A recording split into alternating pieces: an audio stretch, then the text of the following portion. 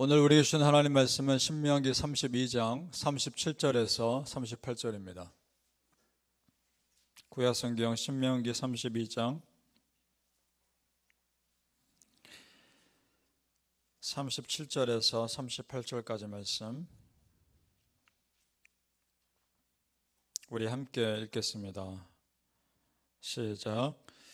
또한 그가 말씀하시기를 그들의 신들이 어디 있으며 그들이 피하던 반석이 어디 있느냐. 그들의 제물의 기름을 먹고 그들의 전제의 제물인 포도주를 마시던 자들이 일어나 너희를 돕게 하고 너희를 위하여 피난처가 되게 하라. 아멘. 오늘 새벽에 예배하신 하나님의 은혜가 우리 성도님들께 함께 하시기를 예수님의 이름으로 축복합니다. 아멘. 오늘 말씀은 이스라엘 백성들이 가나안 땅에 정착해서 우상을 섬기는 것이 얼마나 어리석은 것인지를 분명히 말씀합니다. 가짜 신들인 우상이 실제 아무런 도움이 되지 않기 때문입니다. 37절을 다시 보십시오. 또한 그가 말씀하시기를 그들의 신들이 어디 있으며 그들이 피하던 반석이 어디 있느냐.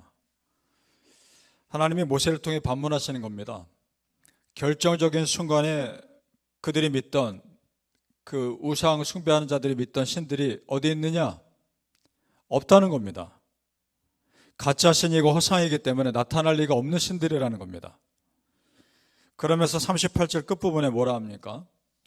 너희를 위하여 피난처가 되게 하라. 이렇게 말씀하는데 그런 우상들이 아무런 피난처 역할을 하지 못할 걸 아시기 때문에 반문하시는 겁니다. 역설적으로 꾸짖는 것이죠.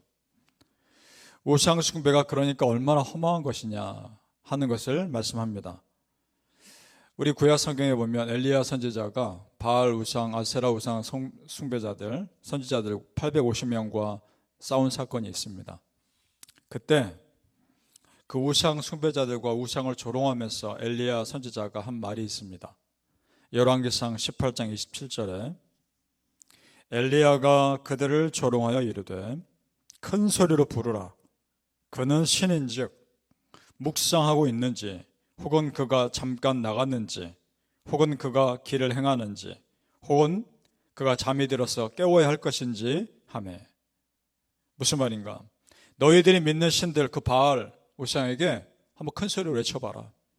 그가 묵상하고 있는지 잠들었는지 혹시 깨워야 하는지 아느냐? 조롱하고 있는 거죠. 바알 우상을. 그만큼 아무리 불러도 대답 없는 헛된 신이라는 겁니다. 그럼 지금 우리를 돌아보면 나는 그런 바알을 숭배하지 않고 그런 아세라 숭배하지 않으니까 안전한 것인가? 여러분 그렇지 않습니다. 하나님보다 더 의지하고 하나님보다 더 앞세우면 그것이 곧 우상입니다. 그러면 내가 깨어있지 않고 분별하지 않으면 나도 모르게 우상 숭배에 빠질 수 있는 겁니다. 성도님들이요, 세상의 참 하나님은 하나님 한 분이시고 세상의 유일한 신이 하나님 한 분이심을 믿으시기를 소망합니다. 아멘. 하나님도 그것을 분명히 말씀합니다. 신명기 32장 39절로 내려가 보시죠. 32장 39절입니다. 시작. 이제는 나 곧 내가 그인 줄 알라. 나 외에는 신이 없도다. 나는 죽이기도 하며 살리기도 하며 상하게도 하며 낫게도 하나니 내 손에서 능히 빼앗을 자가 없도다. 아멘. 그렇습니다. 하나님 외에는 다른 신이 없습니다. 무엇보다 중요한 것, 하나님은 죽이기도 하고 살리기도 하시는 생명의 주관자이십니다. 믿습니까? 지난 시간에 귀신이 흉내내지 못하는 것이 있다고 말씀드렸죠. 생명을 살리는 것은 흉내 못 냅니다. 그렇습니다. 생명을 살리고 죽이는 절대 권세는 하나님께만 있습니다. 우리의 삶과 죽음을 주관하시고 이 영혼이 천국 갈 영혼인지 지옥 갈 영혼인지 심판하시는 분은 하나님 한 분뿐이십니다. 그러니 그 하나님 믿는다고 하는 백성들이 거짓된 우상을 섬기는 것은 그 자체로 하나님을 모독하는 겁니다. 하지만 끝까지 믿음 지킨 자들에 대해서는 하나님도 끝까지 책임져 주십니다. 그것이 신명기 32장 43절에 나옵니다. 신명기 32장 43절 같이 읽어보죠. 시작. 너희 민족들아 주의 백성과 즐거워하라.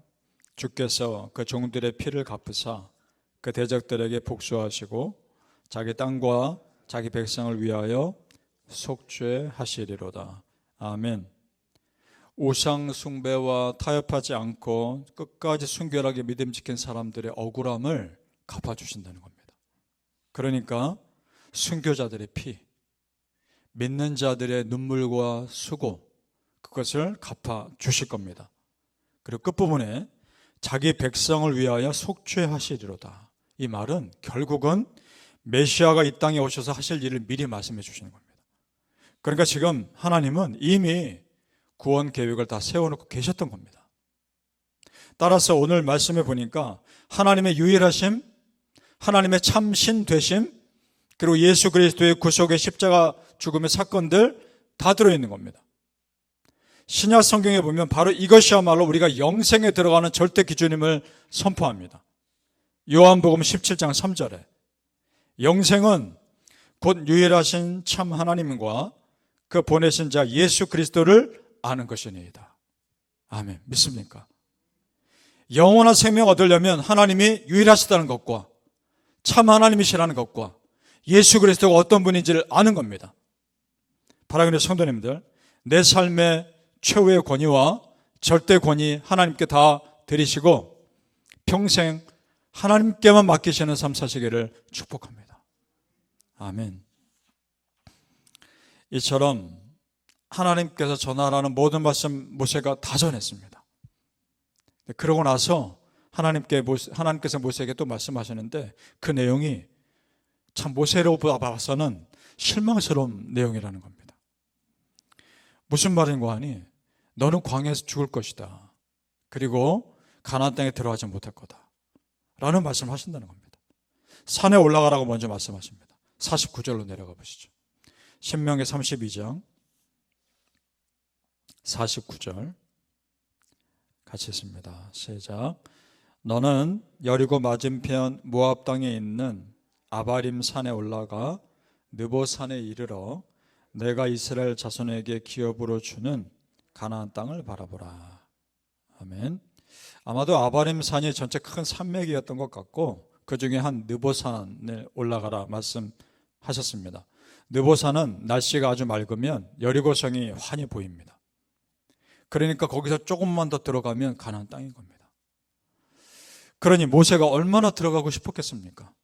이 날을 바라보고 광야 40년을 기다렸을 거 아닙니까? 그런데 하나님이 너는 거기 못 들어갈 것이다 말합니다. 그리고 이 산에서 죽을 것이다 라고 말씀하십니다. 그 이유가 51절에 나옵니다. 신명기 32장 51절 읽어보죠. 시작. 이는 너희가 신광야 가데스의 무리바 물가에서 이스라엘 자손 중 내게 범죄하여 내 거룩함을 이스라엘 자손 중에서 나타내지 아니한 까닭이라. 아멘. 전에 무리바 그 물가에서 물이 없다고 불평한 백성들에게 모세가 화를 낸 사건이 있습니다. 이 성경 그 앞뒤 문맥을 읽어보면 모세가 충분히 화낼 법합니다. 모세가 화날 법도 했습니다. 그런데 그럼에도 참았어야 했습니다. 참고 하나님의 은혜를 드러내야 하는 위치에 모세가 있었던 겁니다. 그러지 못했던 것에 대해서 하나님이 책망하시고 심판하시는 겁니다. 그러니까 지금 무엇을 말해줍니까? 아주 엄격한 말씀의 기준이 모세에게 적용되고 있는 겁니다. 모세도 그 기준의 예외가 아니라는 겁니다. 성도님들, 하나님의 말씀 앞에서는 누구도 예외가 없습니다. 하나님의 말씀의 권위 앞에 모두 다 엎드려야 함을 믿으시길 바랍니다. 신앙에 있어서 슈퍼맨은 없습니다. 하나님 앞에서 모두가 다 똑같은 사람들이고 똑같은 죄인들입니다. 사람들이 보기에 상대적으로 더 큰 죄인이냐 그렇지 않느냐일 뿐이지 절대적으로 순결하신 하나님 앞에서 우리는 다 죄인입니다. 그래서 우리는 절대 순종할 뿐입니다. 믿습니까? 누구도 여유가 없습니다. 따라서 우리 신앙인들의 삶은 참 심플합니다. 왜냐? 이런 겁니다. 하나님께서 가라 하시면 가고 서라 하시면 서면 됩니다. 하나님께서 하라 하시면 하고 하지 말라고 하시면 안 하면 됩니다. 믿습니까? 너무나 심플합니다. 이 모든 것을 모세가 보여줍니다. 모세의 삶이 그랬습니다. 가라 하면 가고 서라 하면 서는 삶이었습니다. 그의 삶의 광야까지였고 가나안 땅이 바로 보이는 그 앞까지였습니다. 그 100%의 순종의 삶이 우리에게 참 도전이 됩니다. 바라기는 성도님들, 하나님께서 서라고 할 때까지 이제 네 삶 여기까지면 됐다 라고 말할 때까지 내가 할 수 있는 믿음의 삶 부지런히 성실히 감당하시기를 예수님 이름으로 축복합니다. 아멘. 기도하겠습니다. 아버지 하나님, 우리의 삶이 얼마나 오래 갈지 누구도 모르지만 나에게 허락하신 믿음의 삶, 허락하신 그 순간까지 성실하게 열심히 감당하게 하여 주시옵소서. 오늘 나에게 주신 하루하루의 삶이 하나님의 이름을 드러낼 은혜의 기회임을 믿게 하시고 나만을 위한 삶이 아니라 하나님을 어떻게 하면 드러낼 것인가, 어떻게 하면 내가 믿음대로 살 것인가 생각하며 하루하루가 의미 있게 하여 주옵소서. 잘했다 착하고 충성된 종아, 네가 정말 충성했구나, 이 말을 하나님으로부터 듣게 하여 주옵소서. 그리고 아무개야 너의 삶은 이제 여기까지면 됐다 라고 말할 때 그 순간까지 최선을 다해 믿음 생활하게 하여 주옵소서. 감사하며 예수님 이름으로 기도합나이다. 아멘.